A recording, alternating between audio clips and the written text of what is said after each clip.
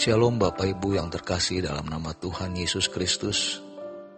Kebenaran kita hari ini 22 Oktober 2022 berjudul Ketertarikan untuk berkodrat ilahi.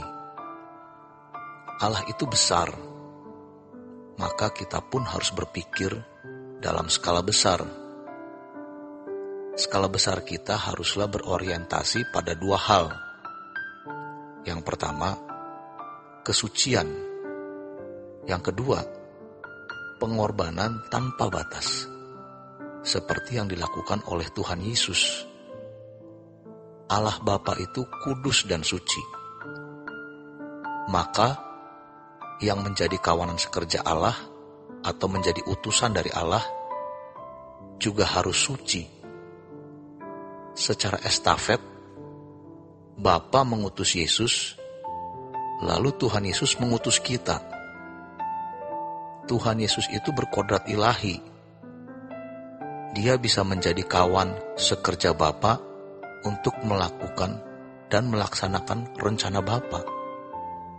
Maka, kalau kita mau menjadi pelayan-pelayan Tuhan, kita pun harus berskala besar, yaitu memiliki kesucian seperti Bapa.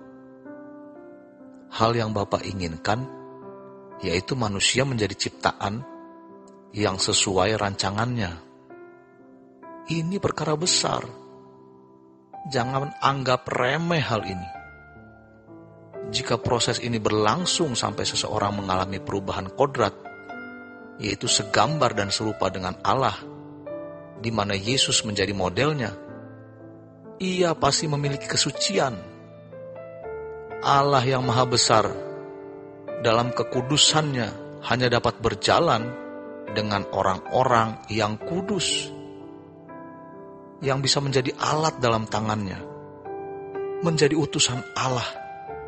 Kalau di perjanjian lama, Allah bisa memakai siapa saja dan apa saja, keledai pun bisa dipakai berbicara. Tetapi Allah hari ini tidak bekerja dengan cara seperti perjanjian lama.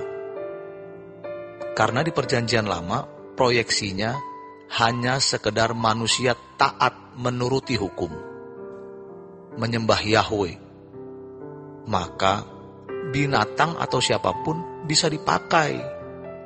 Tetapi tujuan pelayanan bukanlah sekedar manusia menjadi orang baik, melakukan hukum, menyembah Yahweh, melainkan agar manusia menjadi segambar dan serupa dengan Allah. Maka orang-orang yang dipakai oleh Allah secara ideal dan benar harus segambar dan serupa dengan Allah dulu, supaya dia tahu apa yang harus dilakukan dalam pelayanan. Tujuannya pun harus jelas. Jangan digantikan dengan kegiatan atau aktivitas pelayanan. Misalnya, yang dianggap penting ialah seseorang yang memiliki keahlian di bidang tertentu, apalagi punya jabatan di masyarakat, berpendidikan tinggi, dan beruang, kemudian dianggap layak melayani. Hal ini sungguh rusak. Lebih menyedihkan lagi, jangan digantikan dengan gelar. Gelar teologi bukanlah jaminan seseorang mengalami perubahan kodrat ilahi, kecuali sekolah teologi itu benar-benar mengerahkan mahasiswanya untuk mengalami proses perubahan gambar diri untuk serupa dengan Yesus atau mengalami kodrat ilahi. Kesalahan ini sudah terjadi dan berlangsung selama berabad-abad. Mengerikan sekali. Sejujurnya, kita semua termaksud korban dan terbawa arus ini. Di perjanjian lama, binatang seperti keledai bisa dipakai, karena memang proyeksinya, tujuannya hanya pada tataran umat menjadi baik menurut hukum, atau tetap menyembah Elohim Yahweh. Dan itu sudah cukup. Tetapi dalam perjanjian baru, pelayanan berproyeksi atau bertujuan mengubah manusia untuk mengalami perubahan kodrat. Maka orang-orang yang dipakai Allah menjadi utusan Allah, estafetnya Bapa mengutus Yesus, Yesus mengutus kita. Kita harus berkeadaan seperti Yesus. Jangan digantikan dengan sekedar cakap dalam kegiatan pelayanan, atau lulus sekolah tinggi teologi dan memiliki gelar kesarjanaan. Kita harus serius mengevaluasi diri setiap hari. Unsur-unsur apa yang masih bernuansa atau berbau manusia lama yang masih melekat di dalam diri kita. Ini perkara besar, lebih besar dari masalah menikah, punya anak, dan lain-lain. Kalau kita mau berpikir dalam skala besar, mulailah dari hal ini dulu. Nanti baru kita akan masuk dalam pelayanan. Berpikir dalam skala besar, di mana kita akan mempersembahkan bukan hanya uang, tenaga, melainkan juga darah, tetesan keringat, bahkan nyawa kita, dan seluruh hidup kita tanpa dipaksa. Karena memang sudah menjadi irama, sehingga itu terjadi secara otomatis. Jika kita berproses seperti ini, maka kita bisa berpikir dalam skala besar, dimulai dari keluarga inti, keluarga besar, masyarakat sekitar, negara, sampai dunia.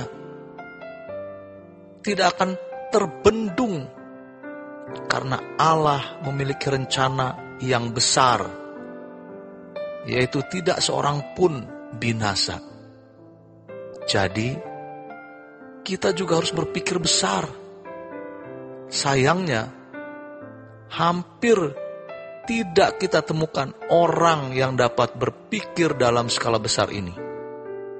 Karena jarang orang yang serius betul-betul mau mengalami perubahan kodrat. Jangan ada ketertarikan pada sesuatu yang lebih dari ketertarikan kita untuk berkodrat ilahi, menjadi manusia baru. Tentu hal ini ada prosesnya.